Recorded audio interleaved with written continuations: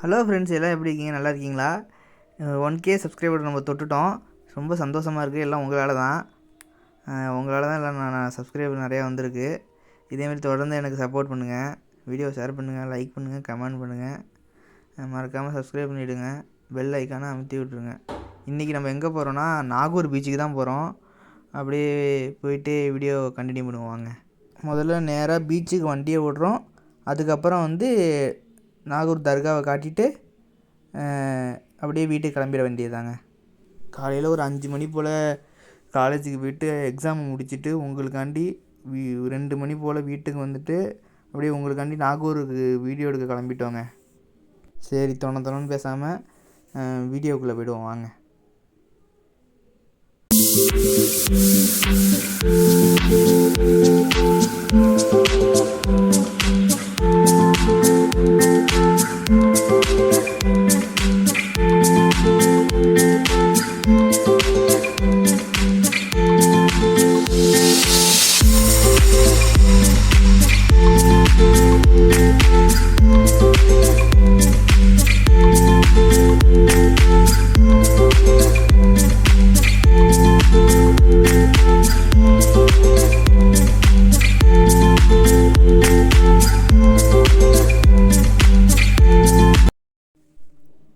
Gate போட்டாங்க.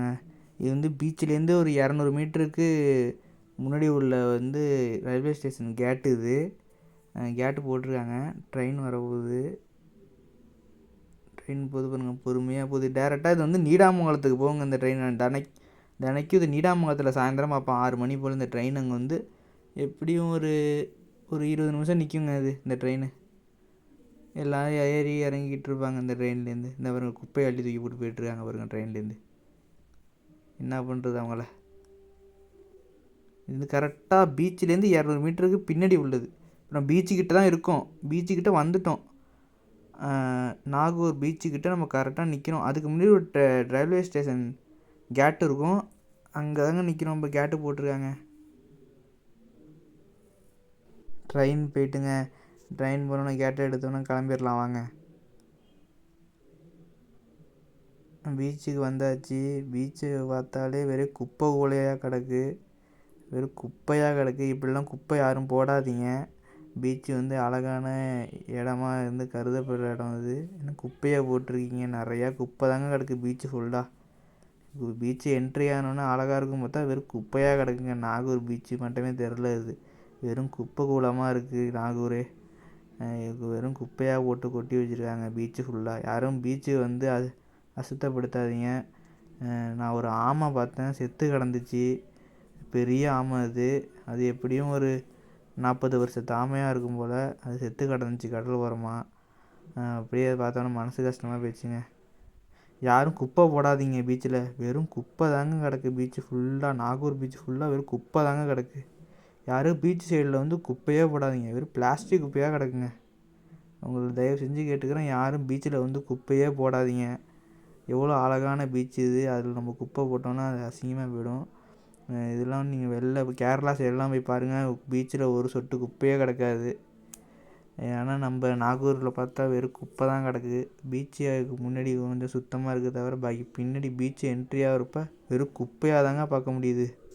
யாரும் இனிமேல் குப்பை போடாதீங்க, உங்களுக்கு வேண்டி கேட்டுக்கிறேன். சரி, பீச்சோட அழகை நீங்கள் வீடியோவில் பாருங்கள்.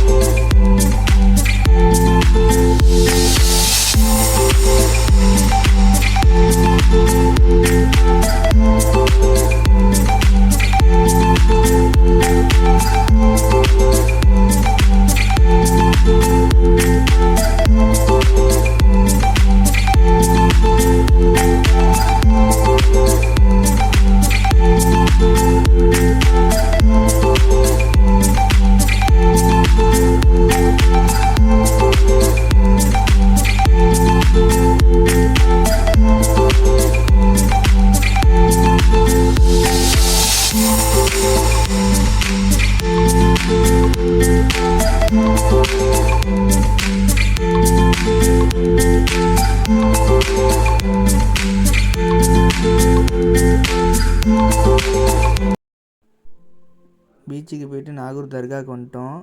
இதான் நாகூர் தர்கா, பாருங்கள் எவ்வளோ அழகாக இருக்குன்ட்டு. நீங்களும் இந்த இடத்த வந்து பாருங்கள், அழகாக இருக்கும். இதோட வீடியோ முடிச்சுப்போம். பாய் பாய் ஃப்ரெண்ட்ஸ்.